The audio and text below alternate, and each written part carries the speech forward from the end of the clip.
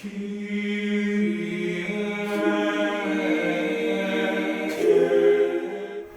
I'm Father Joseph Mary, and welcome back to A Simple Word, where we reflect on the gospel for the coming Sunday.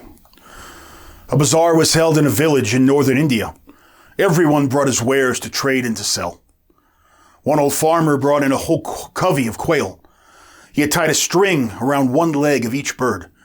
The other ends of all the strings were tied to a ring which fit loosely over a small stick the farmer was holding.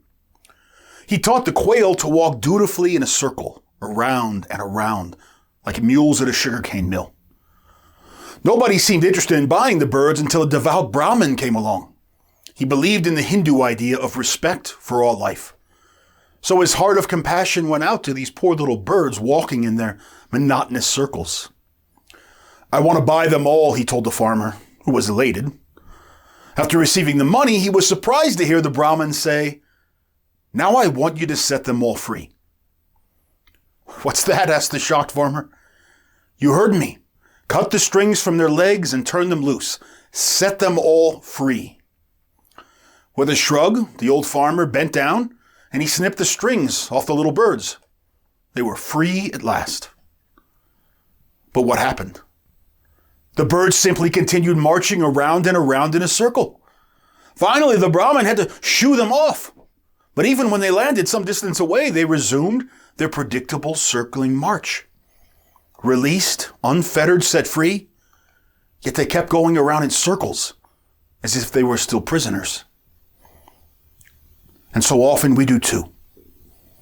We don't live out of the power and the freedom of the resurrection.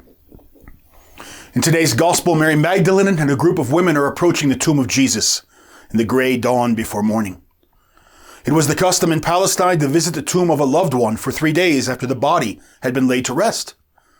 The women could not come to the tomb the previous day because it was the Sabbath, and to make the long journey to the tomb would have broken the law of the Sabbath rest.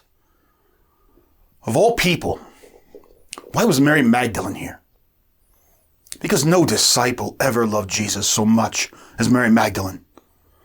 The tradition of the church holds that Mary Magdalene was a great sinner, a woman who had committed fornication and adultery, a sinner so great that she was possessed by 7 demons. This was a woman who had lived in the prison of her own hell, locked up by shame and self-hatred and regret. This was a woman who was shunned and mocked and looked down upon by nearly everyone. Everyone but Jesus Christ. Jesus had done something for Mary Magdalene that no one else had ever done, and something she could never forget. He had looked into her broken, shameful heart, and he'd seen the good in her. He loved her in spite of her sins, and his love set her free. But as Mary Magdalene comes to the tomb at this early hour, she's amazed by what she finds. The stone is rolled away. The tomb is empty. In ancient times, tombs weren't closed by simple doors. In front of the opening was a large groove in the ground, and in the groove ran a massive stone like a circular wheel. But the Roman authorities had been extra cautious with the body of Jesus. They had actually sealed the stone with something like concrete to be certain it would be impossible to open. And they'd stationed Roman soldiers at the entrance to the tomb to guard it. But now the soldiers are asleep. The stone's rolled away, and the tomb's empty. So Mary Magdalene does the only thing she can think to do. She runs and alerts the apostles, who hurry back to the tomb with her. They too find the tomb empty, and suddenly the mysterious words of Jesus come rushing back to them, that he would rise from the dead. Today we celebrate the greatest feast in Christendom, the resurrection of Jesus Christ from the dead. This is the ultimate evangelium, the ultimate source of good news. But why? Why is this really good news for your life and for mine? In order to understand this, we have to have some sense of what the people of Jesus' time believed about death. Have you ever lost someone you love? Have you ever been with a parent or grandparent in those final hours as their lives swept away? Have you ever mourned the tragic death of a brother, a sister, or a friend? Have you ever wept over the unbearable death of a child? The Jews did too. as did the Romans and the Greeks and the Assyrians and the Babylonians. But none of them had any hope they would ever see their loved one again. For them, death was the ultimate finality, the ultimate barrier, the insurmountable wall of separation and loss. There would be no future reunion, only heartfelt grief and irrevocable loss. But suddenly the tomb is empty. Beyond imagination, someone has overcome death. Someone has broken the unbreakable barrier. Someone has opened a path to a life that never ends. But not just life, more than life. A life in which sin and death have no power. And a life in which there's an ultimate reunion. Why is the Christian hope founded on the resurrection? Because Jesus Christ has not simply been reanimated. No, he's destroyed death itself. He swallowed up the grave.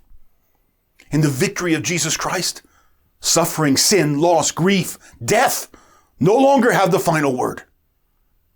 There's something waiting for us beyond the gray rain curtain of this world. There's an unapproachable light waiting for us that no sting of pain or loss or the terror of death can ever diminish. But do we truly live out of the power of the resurrection? Do we truly live with the freedom of the children of God? Or are we like those little birds, living like slaves, never realizing that they're free? If, as St. Augustine said, the faith of Christians is the resurrection of Christ, then we should have a joy and a peace nothing in this world can ever rob from us. Because every suffering, every sadness, every loss and injustice, every fear, every struggle with weakness and sin, every conflict, every separation, it's all temporary. The night will end, and we'll see that the darkness was only a passing thing, like a fog blown away by the breezy light of morning. Even death has no power over the Christian. And as you die and your life slips away, as you draw near that brilliant light, who will come to you? The grandparents you mourn, those brothers and sisters and friends whose loss brought you such grief, those children you never had the joy to bear. They'll come to meet you on the threshold of heaven, and there will be tears, tears of unbearable joy, for the old order's passed away. And hand in hand you will approach the gates of unapproachable light. And what lies beyond it? St. Paul tells us it hasn't yet dawned upon the imagination of man what God has prepared for those who love him. But we know that beyond those gates is where our true life will really begin. And we'll see with divine clarity that all of our struggles and failures and sufferings in this life were only the beginning of the real story. All of our lives in this world will have only been, as C.S. Lewis wrote, the cover and title page. Then at last will begin chapter 1 of the great story, which no living soul has ever read. A story that goes on forever and ever, and each chapter is more beautiful than the one before it. This is our Christian hope. And so today we may truly cry the ancient anthem of joy. Alleluia, alleluia. I'm Father Joseph Mary, and thanks for listening to A Simple Word. If you found this reflection helpful, please be sure to like, share, and subscribe, and we'll see you next time.